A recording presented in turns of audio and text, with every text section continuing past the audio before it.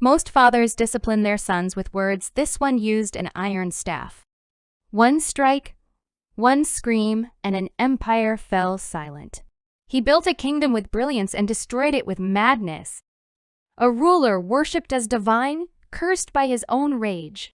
History remembers him as Ivan the Terrible. Long before the world called him terrible, Ivan IV was a child destined for greatness. Born into the grand halls of the Kremlin, he was sharp, curious, and frighteningly intelligent. At age 3, he inherited a throne wrapped in poison, a court filled with enemies, and a country tearing itself apart. He watched nobles murder each other for power. He watched his mother die mysteriously, perhaps poisoned by the same hands that fed him. And in that chaos, the child king learned one truth: trust no one. When he finally took control, he ruled with the force of destiny. He reformed laws, crushed corruption, and expanded his realm. For the first time, the people of Russia believed in a just ruler, a Tsar chosen by God himself.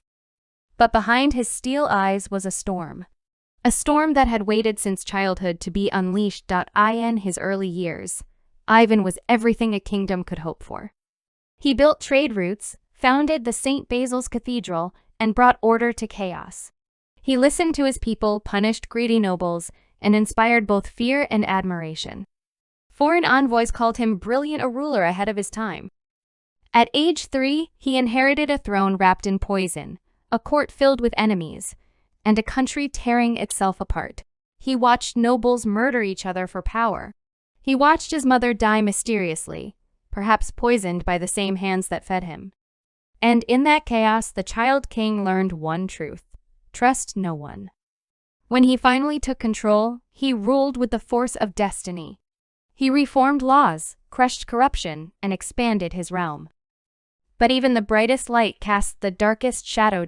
In 1560, the light went out. Anastasia fell ill, her body wasting away, her strength fading like winter sun. Ivan sat beside her bed, night after night, praying for a miracle.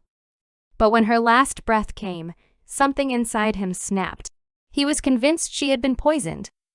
By his advisors? By the boyars? By everyone. His grief turned to rage-blind, boundless rage. He tore through the palace in fits of fury, demanding names, demanding blood. His eyes, once sharp with brilliance, now burned with madness. The man who once brought justice now brought terror. He tortured his own council. He watched executions as if they were theater. He trusted no one, not even God. He would move from room to room every night, terrified that assassins lurked in the shadows. Every knock on the door made him reach for his staff. The kind ruler of Russia was gone. In his place stood something new, something monstrous. Ivan created his own army, the oprichniki.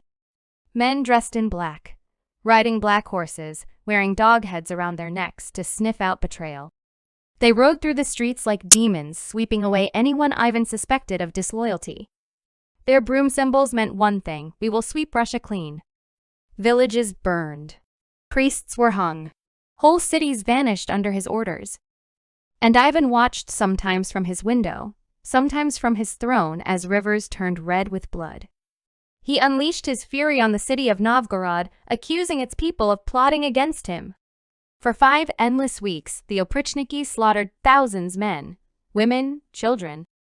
Church bells rang not for prayers, but for executions. When the killing ended, Ivan looked upon the ashes and whispered, "Now my enemies are gone." But they weren't.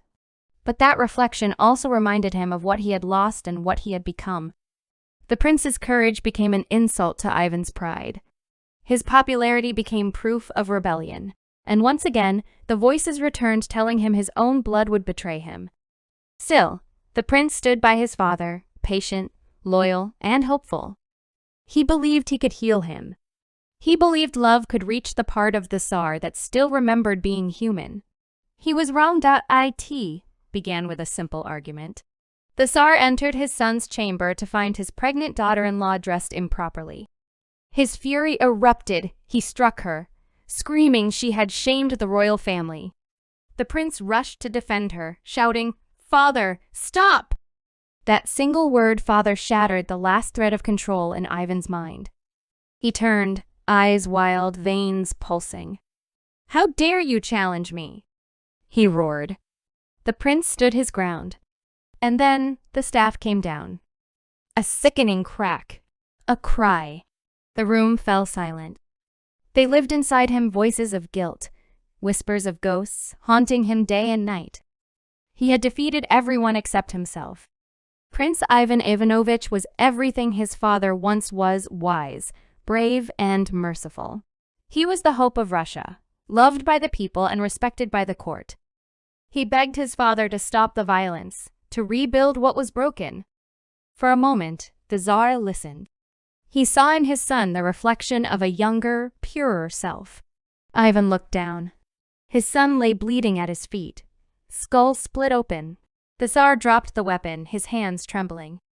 He tried to lift his son, whispering his name again and again. But it was too late. The heir of Russia was dying by his own father's hand. For days, Ivan wept by his son's side, refusing to eat or speak. He begged for forgiveness from a body that could no longer answer.